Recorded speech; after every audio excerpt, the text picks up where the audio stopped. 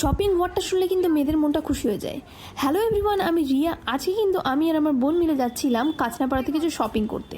তো এখানে আমরা কাঁচনাপাড়া স্টেশনে 1 নম্বর প্ল্যাটফর্মের দিকে নেমেই গেছিলাম। তারপরে হচ্ছে একটু লস্যি খেয়ে নিল ও, আর এইদিকে কিন্তু আমরা রাস্তার দিকে যাচ্ছিলাম। তো এদিকে অনেকটা একটু রোদ এখনও রয়েছে। তো আমরা চলেছিলাম বেসিক্যালি জুডিওতে। তারপরে এখানে তো এসে দেখতে পাচ্ছি একদম সামনেই আমাদের জন্য ডগিডন ওয়েলকাম করার জন্য বসে আছে। তারপর ডগিডনকে আমরা পার করে গিয়ে আমরা কিন্তু জুডিওর মধ্যে প্রবেশ করলাম। আর এখানে দেখছি আঙ্কেলটা আমাদের দিকে হাঁ করে তাকিয়ে রয়েছে, মানে কি ভাবছে এলিয়েন না কে এসেছে। তো এখানে দেখতে পাচ্ছি অনেক ধরনের কিন্তু nail polish, lipstick, lip balm.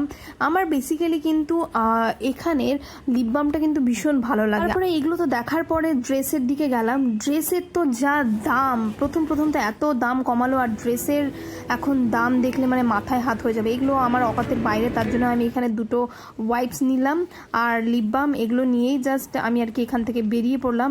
আর প্রিয়াঙ্কা অনেক কিছুই নিয়েছে ও। আর আমরা তারপরে কিন্তু গেছিলাম বিশালে যাওয়ার পর ওখান থেকেও অনেক কিছু কেনাকাটা করা হলো। আর এখান থেকে ও পিলো নিয়েছে আর কি টাওয়াল এইসব নিয়েছে। নেওয়ার পরে কিন্তু নেক্সট চলে গেছি হকার্স কর্নারে। এবার ঘুরে ঘুরে সব দেখছি কোনটা কি নেওয়া যেতে পারে। তো এখান থেকে কিছু শর্টস নেওয়া হয়েছে আর কটনের কোনো জামা কাপড় এরকম নিয়েছিলাম। তারপরে কিন্তু চলে গেছে স্টাইল বাজারে, মানে কোনো মল বাদ রাখিনি কিন্তু আজকে কেনাকাটি করতে। তারপরে এখানেও দুটো প্যান্ট কিনে নিয়েছিল, ও জামা কিনেছিল। আমি কিন্তু কিছুই কিনি, ওকে মানে আর কি ওর সাথে আমি কোম্পানি দিতে এসেছি এখানে। তারপরে এত ঘোরাঘুরির পর কিন্তু খিদে পেয়ে গেছিলো। খিদে পেয়ে যাওয়ার পরে আমরা চলে এসেছিলাম কাঁচনাপাড়ায় পাঁচু গোপালে।